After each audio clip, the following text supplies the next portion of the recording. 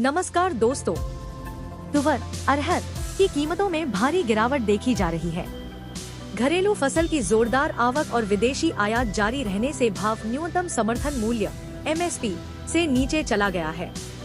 सरकार ने खरीद प्रक्रिया तेज कर दी है और नेफेड NCCF द्वारा बड़े स्तर पर खरीद जारी है। इस वीडियो में हम आपको तुवर बाजार की ताजा स्थिति, सरकारी खरीद और आगे की संभावनाओं पर विस्तार से जानकारी देंगे। वीडियो को अंत तक देखें और अपने विचार कमेंट में जरूर बताएं। देश में अरहर, तुवर की भारी आवक और बिना शुल्क वाले विदेशी आयात की निरंतरता के कारण इसका बाजार भाव दबाव में आ गया है।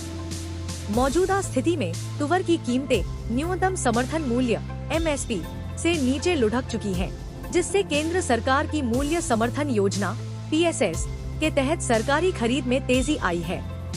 कृषि मंत्रालय के अनुसार आंध्र प्रदेश, गुजरात, कर्नाटक, महाराष्ट्र और तेलंगाना में सरकारी एजेंसियों ने तुवर की खरीद प्रक्रिया पहले ही शुरू कर दी थी।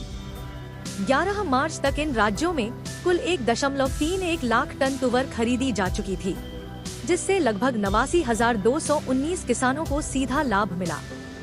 अन्य उत्पादक राज्यों में भी जल्द ही खरीद की प्रक्रिया शुरू होने की संभावना जताई जा रही है। सरकार ने 2024 से 25 के लिए तुवर का MSP 7,550 रुपए प्रति क्विंटल निर्धारित किया है, लेकिन लगातार बढ़ती आवक और आयात के दबाव के कारण मंडियों में इसका थोक भाव इससे काफी नीचे पहुंच गया है।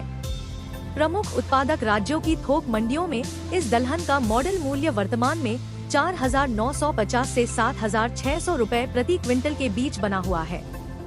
सरकार ने तुवर की सरकारी खरीद को सुचारू बनाने के लिए नेफेड के ई-समृद्धि पोर्टल और NCCF के ई-संयुक्ति पोर्टल के माध्यम से पहले से पंजीकृत किसानों से भी फसल की खरीद की है। कृषि मंत्रालय पहले ही स्पष्ट कर चुका है कि सरकार किसानों से तुवर की 100% विपणन योग्य उपज की खरीद करने के लिए प्रतिबद्ध है।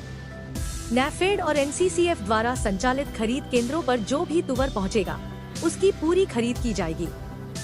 2024 से 25 के मार्केटिंग सीजन में कृषि मंत्रालय ने तुवर का घरेलू उत्पादन 35.10 लाख टन तक पहुंचने का अनुमान लगाया है, जो पिछले वर्ष के उत्पादन 34.20 लाख टन की तुलना में 90,000 टन अधिक है।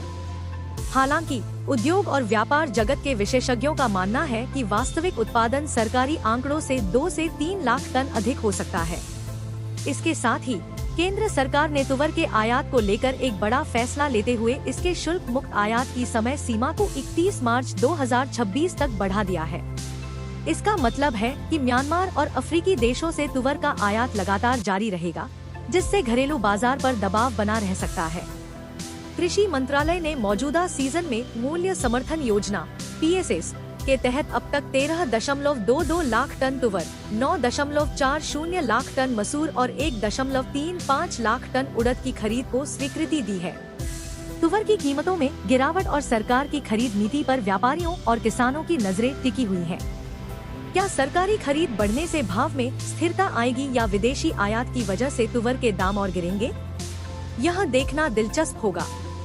दोस्तों, तुवर की कीमतों में गिरावट और सरकारी खरीद के बढ़ते प्रभाव को ध्यान में रखते हुए आपको क्या लगता है? क्या सरकार के निर्णय से किसानों को राहत मिलेगी? कमेंट में अपनी राय जरूर दें। वीडियो को लाइक और शेयर करें और हमारे चैनल को सब्सक्राइब करना न भूलें। धन्यवाद।